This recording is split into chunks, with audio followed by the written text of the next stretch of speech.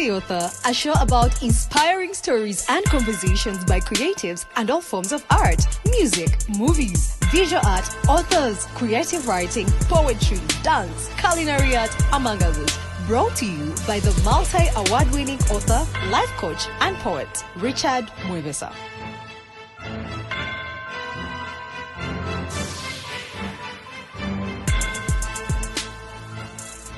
Dear viewers, welcome back to Ask the Author by Richard Mwebesa, yours truly, the multi-award winning author, life coach, and poet. On today's segment, I have a very interesting person. Remember, the show is about creatives, all forms of art, in the spectrum of music, in the spectrum of movies, culinary arts, art, visual art, among others. So on our segment today, I have a very interesting person who is a creative, who is into graphic design, who is into audio engineering, as he will be telling us. His name is none other than Robert Ssekyanzi. Robert, we were kujja ku show. Obadde okikuba eyo na mpulira ebyakabi neero nkwina ku set. So Robert, Ask the Author is a show about creatives. We talk creativity, the language of creativity. Yes. So I want you to tell us about who you are. Who is Robert Ssekyanzi? Ssekyanzi no muntu ali simple. He's a simple guy. Okay, kasa. Yeah. Robert. He's a simple guy. Tubeera yeyo mpola mpola. Yes, amanya gange bampita Ssekyanzi Robert. Embadde mu this industry for so long. I will not say so long because I think namala okusoma, I think 2002. Yeah. Naye, of course, as we creatives. 2002 or 2012? 2002. No, 2022. 2022. Hey, okay. Yes. 2022. Waliwo kyali muto nnyo. Yeah, of course. 2022. Yes, 2022. Then when I was done with school, of course, you know, for us creatives, like you start enjoyingirira mu ssomero, tandika okuba ng'ojja okola obuntu mpola mpola. So n'ojja ng'otegeera industry mpola mpola. Nyambuletya. N'oba ng'osoma, bali basomesa. Bakutegeka okufeesinga ensi.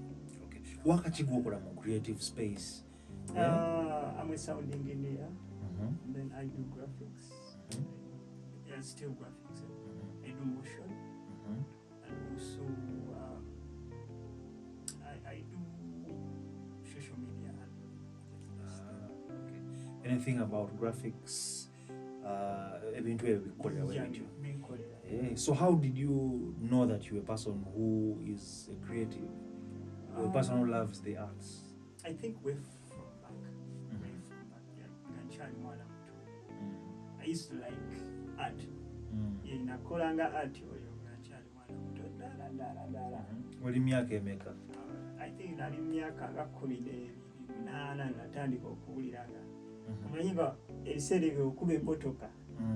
N'olaba nga omupiira ogukuba bulungi ekifaananyi. Like drawing.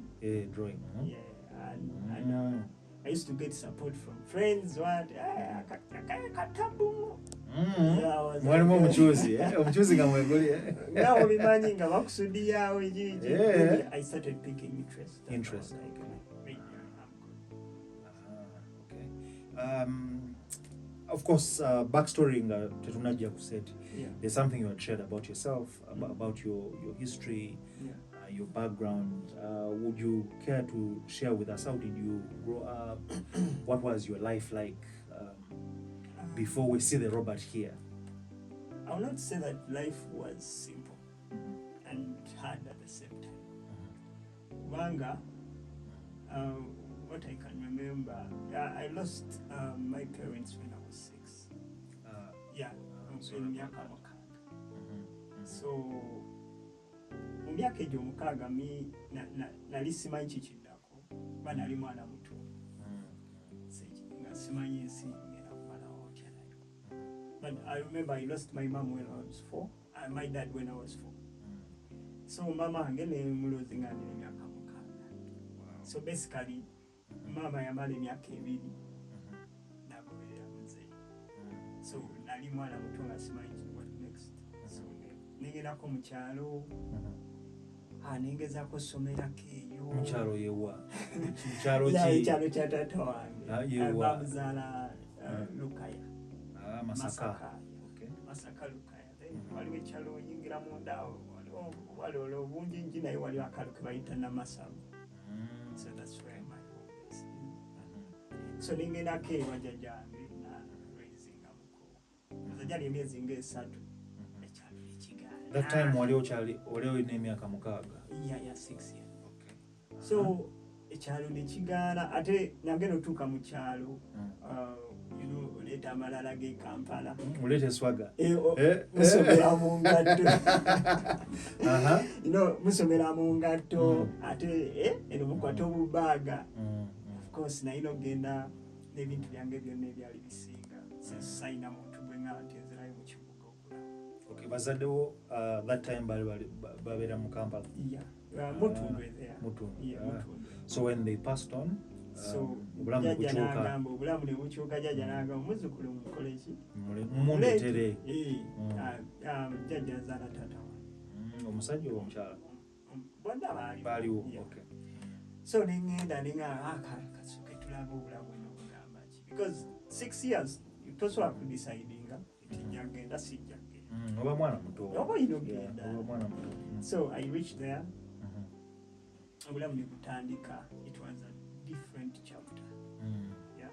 Bana ali nyingira obulamu bwe sitegedde. Kutakuliddemu. Of course nga yekugambye akantu kali nti ogenda n'eswaga lyo. Of course obadde mu kibuga you exposed. So obulamu bw'ekyalo buba bulala nnyo. Buba bulala muko. So ngenda n'engatto zange school bag yange pikfe oyo mpya ituuka eyo.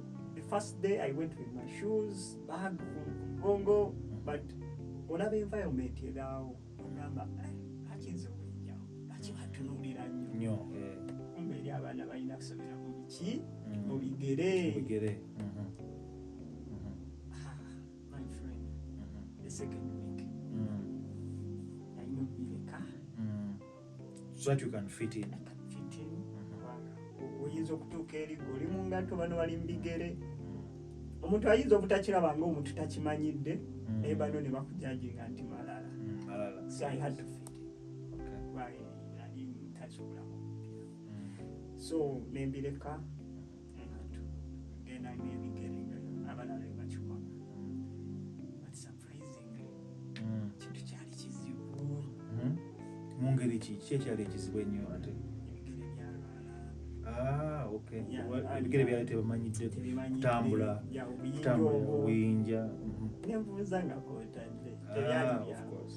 Ate omubiri gwange gwali mubi nnyo nti gutana something like that. So ekibigere ne birwalira ddala. So I had my auntie. I will not use it. I had bankyamwita yanjagalanga nnyo. Naye yali abeera mutundu. So anti wange n'agamba kiganye mumunzirize. Kano anti ki? Anti muganda wa mama? Muganda wa taata wo. Abasenga. Okay. Singa wange n'agamba akasajja biganye mukanzirize. Kakati jjukira nagambyeko tatange yasooka okufa I was 4 years. So anti wange oyo yagezaako okungoberako katwala mu compassion. I don't know whether Company y'enjigulira international. eyamba Eyamba nnyo abaana Orphan. Yes. So yagezangako nnyo okungobera ku ddiiru bwe zityo okulaba nga nfuna support y'okusoma. Mama wange bimwanguyiremu. Kati mama wange amala okufa.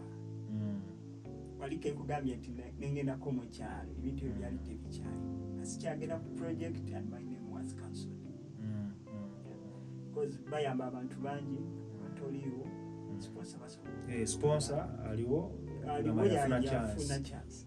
So kyali kitutte ku budde ensalawo ne basalawo ne baza erinnya lyange bali kansolinga.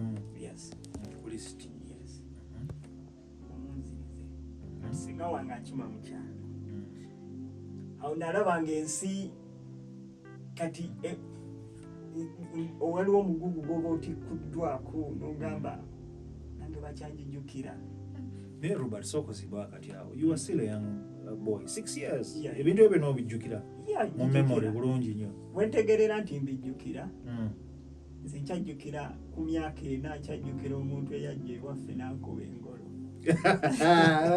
Robert lwaki otusudira oba owakana buuza ku baana era tukolanga ensobi n'okola omwana omuto ekintu olowooza ntajja kwera kyakyerabidde. abaana betegereza. Nkyajjukira n'omuntu eyajjanga ewaka n'ampayiriza kuba ndi muto.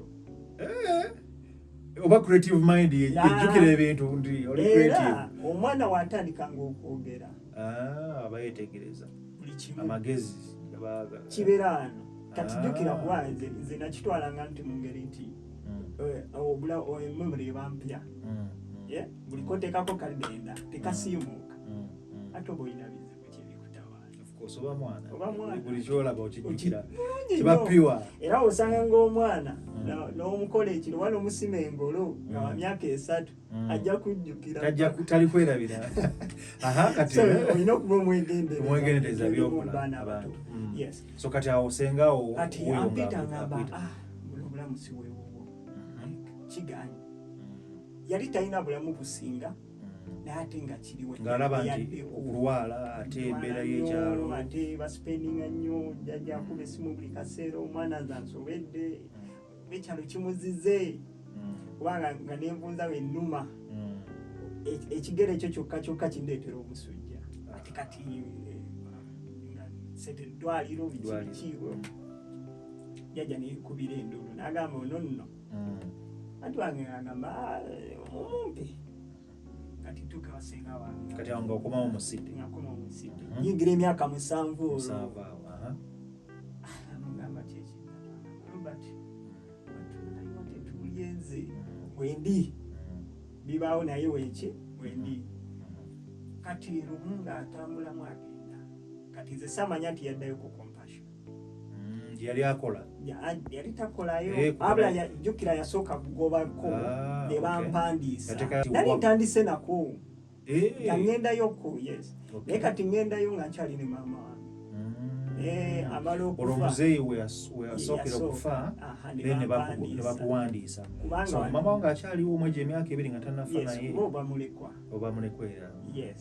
kati maama wange amala okufa byonooneka kati nenkoma n'okugendayo kati buli ngenda mu kyalo ndooza namalayo mu kyalo namalayo emyezi gyange ng'enaku 3 kati agenda otuukayo nga bangattadda. Tuli awo ne bagattawo erinnya ly'okugamba ne balisangulamu mu ki mu system. Because raising it, I think because I took long without going there.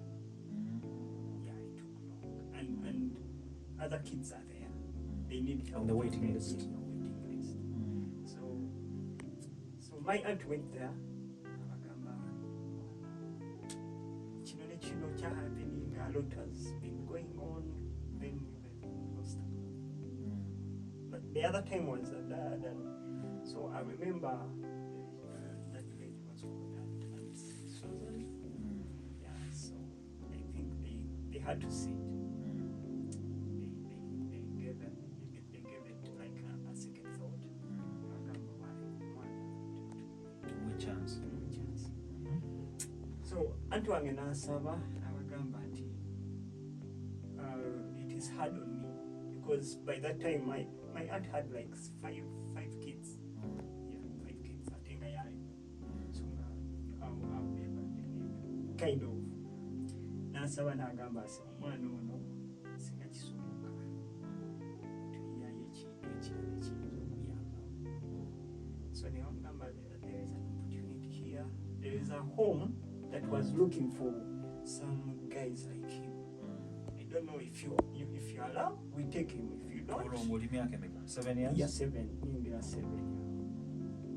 So my aunt happy about it. He was like, no problem, you take him. So he gave them a condition. She was like, when Banza Mutwara, I'm okay, we want to take him, because she wanted to see the place herself, to make sure I'm safe, or no worries, you'll take him. So that's when I entered the orphanage. So never coordinating orphanage yeyo bagita ki? Bagita Agape Children's Village. Agape Esangibwa Mukono Bukerere Center. Okay. If you know Center, Sonde, Chiwangu, Bukerere, that side. So Towards Mukono side. Yeah, of course. Binyingira orphanage bwetyo. Bantwala, I think Bantwala, Itukayo.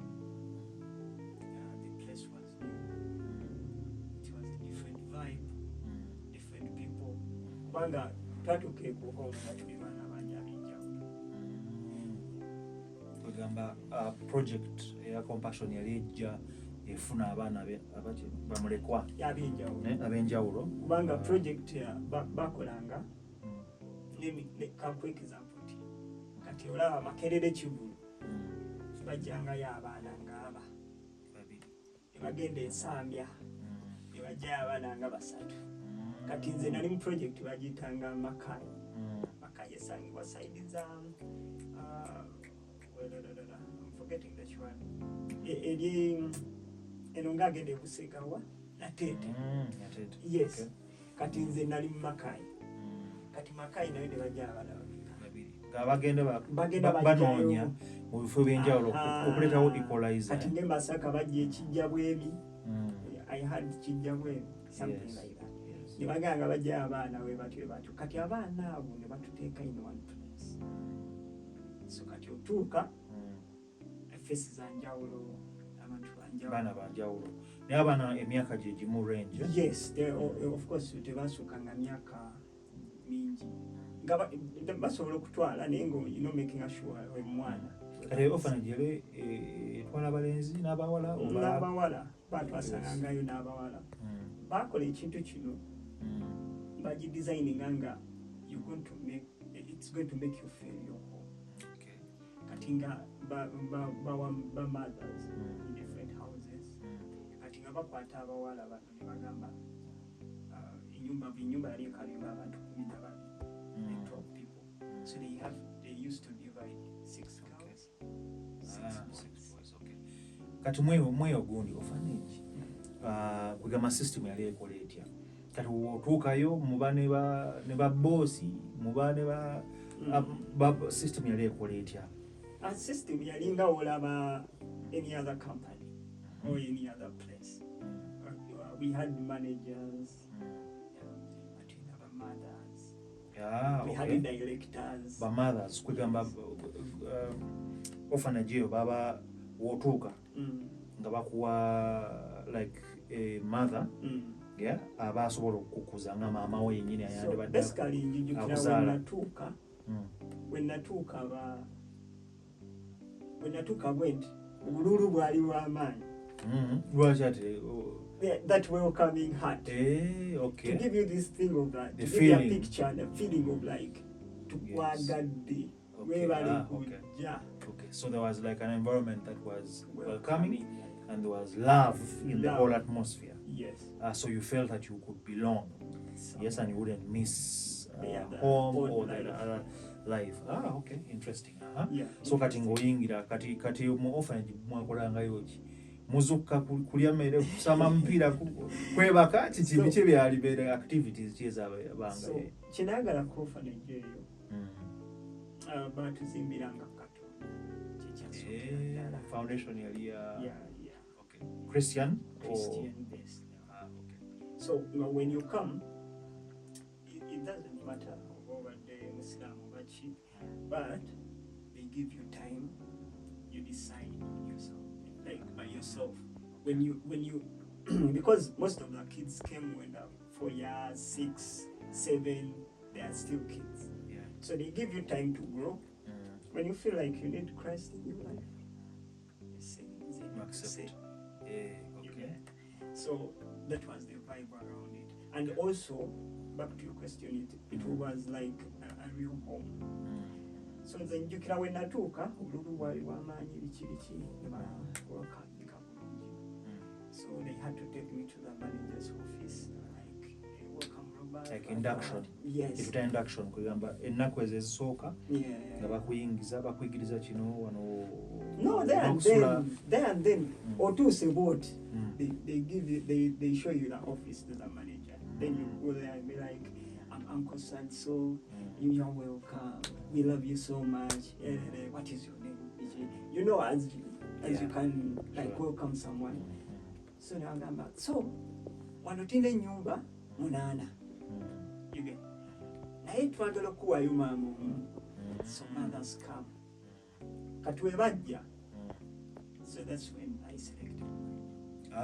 Hey, wait a minute. So bali babakkiriza n'okulondako. Olonda. Weerondera ng'omwana. Oyinza obuteerondera, but they used to, let me say, I'll not call it a script, but they used to know nti omwana addako mama gundi. Oh no, yali mu queue, available. Mama addako. Omwana addako mama gundi. So when I reached there, I was calling house 1. They had outstage. 8.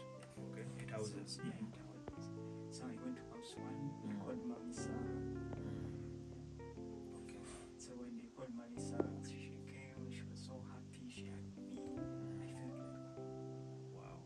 So they took me in office with my auntie. So they had to explain things to her. Like, you know, we have to know you better. So then and then your file opens.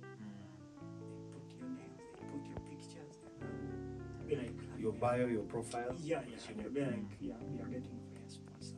Don't worry about anything. Go and make friends outside. Okay?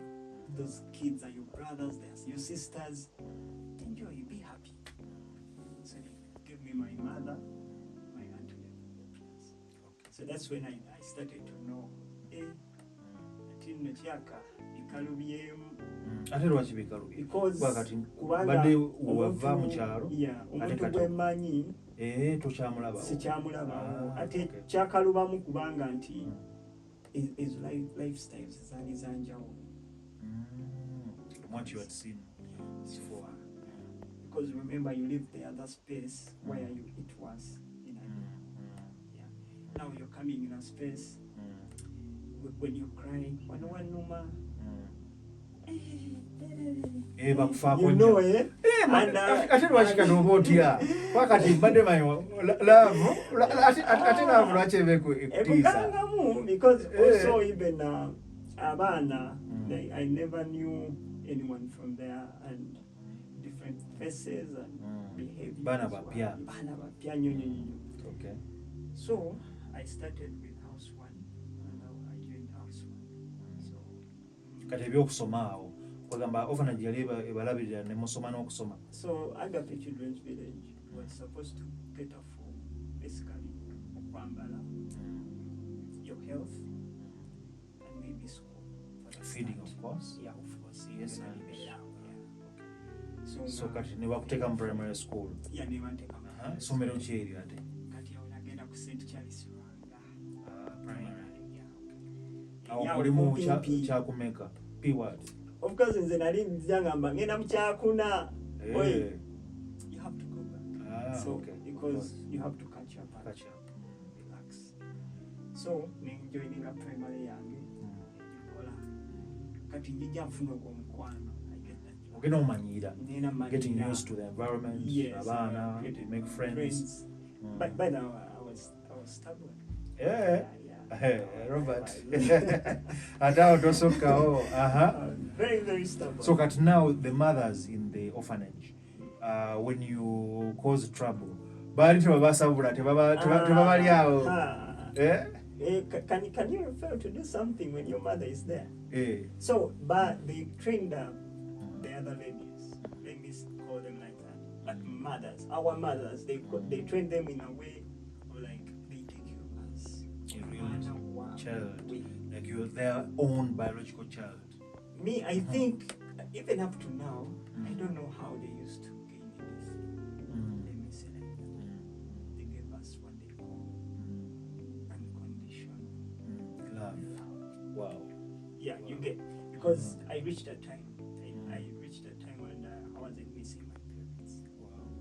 You know, they give you that vibe of like you're the most important person on this planet. Wow. So twakula n'okwagala. Kituufu Simba wakati awo waliwo akatabo ka Dale Carnegie. That book the title is How to Win Friends and Influence People. Dale Carnegie says in that book that if Simba wakati awo ngamba waliwo akatabo ke nasoma ka Dale Carnegie. That book is entitled How to Win Friends and Influence People. In that book he says that every human being under the sun wants to be made feel important and wants to be valued. Yeah. So that being the case, from what you're sharing, I feel that gives you a sense of belonging. Yes. Yeah. Yes. In the orphanage, Yeah. and you're willing to, of course, settle in, make friends. But coming to the aspect of discipline, when mwakolanga ensobi, bamama bali basobola okukutereza nakugirayo sapatu. Nakugirayo sapatu nasooka kutuza mu line oba you guys were spoiled. Buli omu akola byeyagala. No, like as a mother, yeah, you don't want that, like to see your child. So they used to give them that Authority. of like, okay. So wabava mu line. Soko mutereze. And that's why I said earlier that they used to give us different houses, and each house had a mother. So my mom, my mom. Let me call her my second mom. No, she was called Namwanga-san.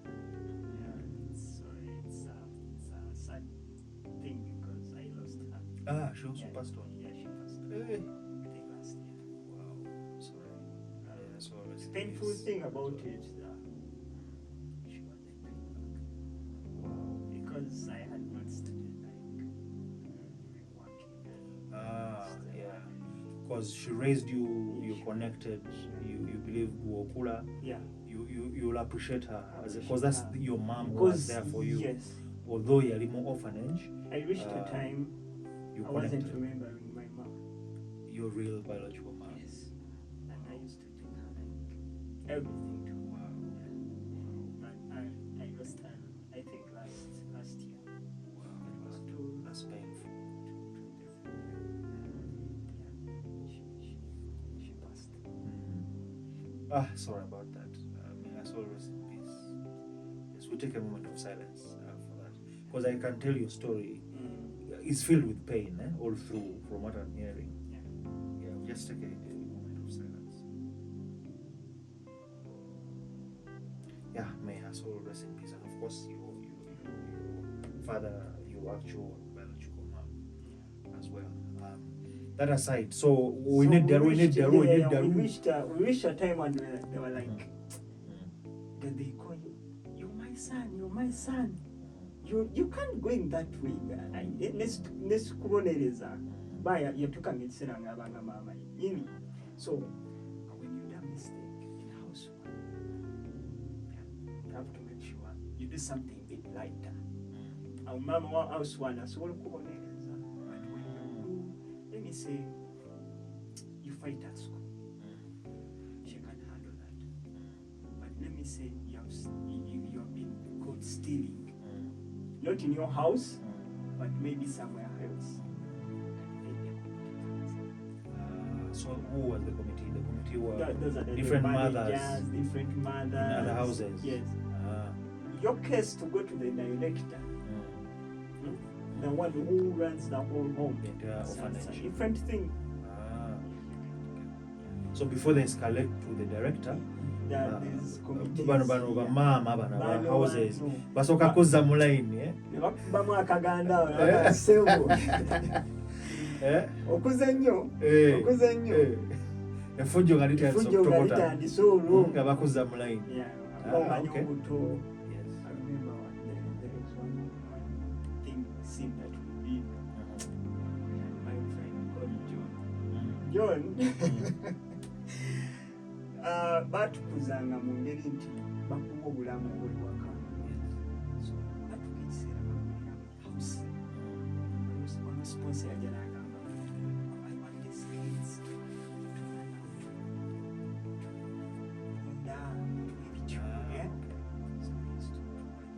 get exposure to farming. Stuff. So never house never embuzi 10 n'ezo.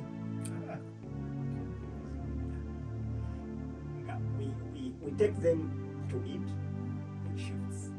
Like buli mwana afuneko that experience. But basically, when it comes to what's so there is one thing we did.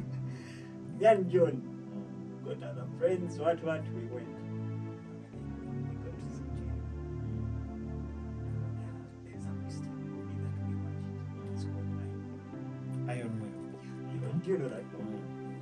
It's touching and guy yalina gogolo gwabugo embwezo zeyavuganga.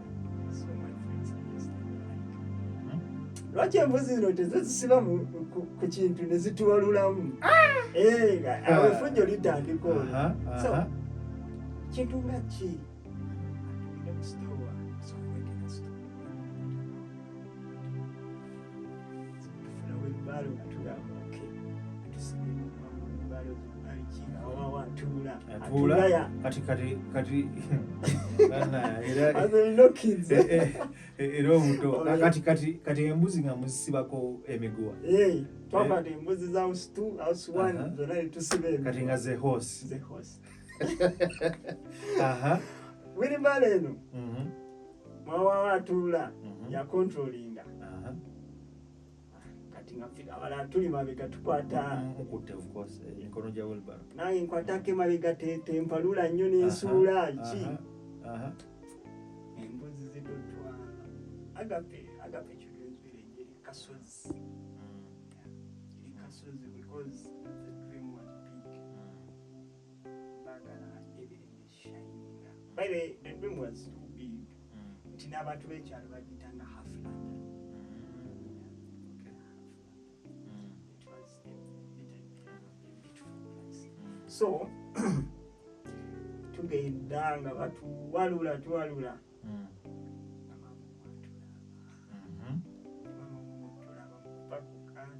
bisago bingi mugudde enkwagulo kolo it wasn't like one mother dealing with yali mbaga sapatu zanyooka kiki oba kiba okoze nyini okay batukuza mukuza nti you have freedom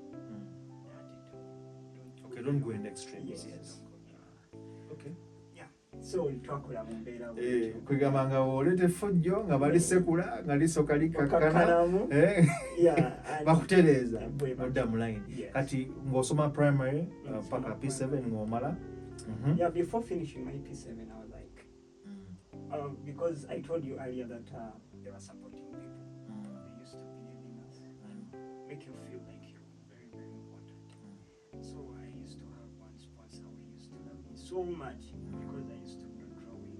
It's called Mami Vicky. So Mami Vicky trusted me so much and were like, this guy can do art. So the sponsors, as you mentioned, bali bamuno oba bali different countries. Yeah, different countries. Because I remember my own sponsor was coming from Canada. He was from Canada. Yakuweerera financially nti yakusasula fees ebyokwambala support okay Mami Vicky so galaba art creative kugamba yava buto creative art yava buto so I went and told my uncles I want to go to school hey Robert nawe I told them Olympic what class I think I was just entering P6 ate kati ki ekikuwugula twagala kusoma biki ebiganye because I am talented because I used to sing well by the way you used to sing I used to sing well I used to do art artistry fine art okusiiga drawing okay so nga omanya abaana oba olaba okikubye ogamba lwakuba walina laavu mu gundi orphanage, mama nga bakuwa a lot of external validation. Yes. Yeah, external validation in this. Hey, osize bulungi. Hey, oli wakabi. Baba ku encouraging akati no merebe wa And when watiro. your sponsors come and you do something, yes, you are the man. Yeah? The man. Nga bakola Be bati. like, you boy, you're so talented. You know that hype of like, of course, son. As a child, kati nga olaba gowa, As a oli number, ninja. Oli ninja. Kati ate okusoma ngoyagala kubuukamu lwaki? Mami Sarah called me. You have... Mama wenye. Yeah, mama was... Nga soko painting a picture. Nga soka kuzamu nsonda obanga. She called me. So I think my uncle called her first. So he was like, man, you know that time. So the uncle in this case were the men in the home. Yes, the men. Okay, in the orphanage. So, yeah, we used to call them the Uncles, the aunties. then the aunties. Okay. Then we had our mummies. So the guy called my mom. Mami Sarah. Mami Sarah. Yes. Omanye kiri mu house yonno. Omuvubuka. Ebyokusoma because ajemye kati idea yavaawa because wakeera bukezi lumu n'ogamba sagala kugenda soma kiki. What was something gradual was a process. We had a math teacher. Math. Bamwita. Bamwita Owinyo. They used to call him Owinyo. Mr. Owinyo. Yeah, Mr. Owinyo. Or Uncle Owinyo. Yeah, that one. Kati oyo mwine no kusomero. Kusomero, not in the orphanage. Okay. The other side was too much. Eringa swaga itokota. So ngamuja kusoma is the regular school. Yeah. Okay. You hated? Yeah. Why? Ate chichi. Ebintu tebitambula. Tokwasa. Like math nga takolera. Takola. Osoma toberako first. I think okay, I now see. Now being a child in side, when you're externally validated and loved, ate odeno side kintu kirala nnyo. So there's a bit of a disconnect. I feel like hey. Have you ever been like I feel like you're stupid. However much you do things, man, you can't score. You can't score. Max tezivayo. Okay. No Ogamba wano. Noyagala okubwaga. Ogamba eno teri. Hey, Robert. Yeah, I will not say that I was a bright kid by now. Yes. I will not say that. Ninga olaba biboa. No. I'm not saying that I was bright. Yes. I was saying I will not say that I was a bright kid. Okay. Yeah. So you are an average kid? Yes. Or you are